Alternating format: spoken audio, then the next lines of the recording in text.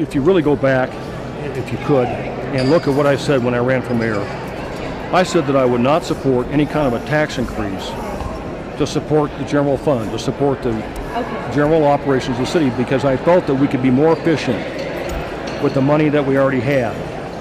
And what I'm doing today is offering a range of options. And I will tell you how I got to this point.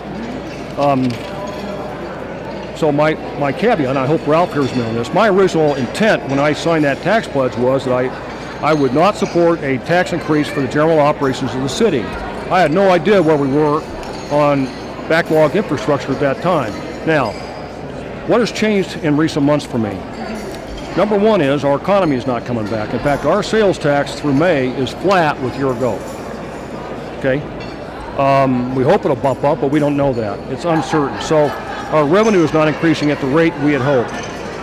Secondly, as we started to come out of winter, and I spent quite a bit of time with our public works staff driving around the city and getting out and looking at all these areas of our streets that are falling apart, it became obvious to me that we have a structural problem that's not simply the result of a harsh winter, that these streets you're seeing kind of pulling apart.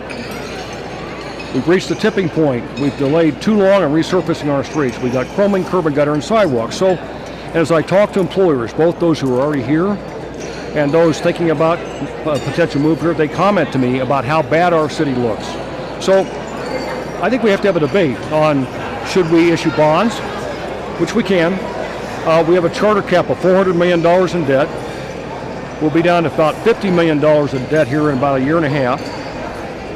We could issue new bonds, maybe up to a couple $100 million, and use those proceeds to begin working on our infrastructure. Now, the upside of that is there's no tax increase. The downside is it's not enough money, and it's not a sustainable solution. It's an intermediate fix. But I think we have to discuss that, and we need to talk about it with the community. The alternative to that is asking voters to consider some kind of an increase in the sales tax. I wish we could get people to be convinced that we also should be looking at our property taxes, but we've never been able to do that in this town.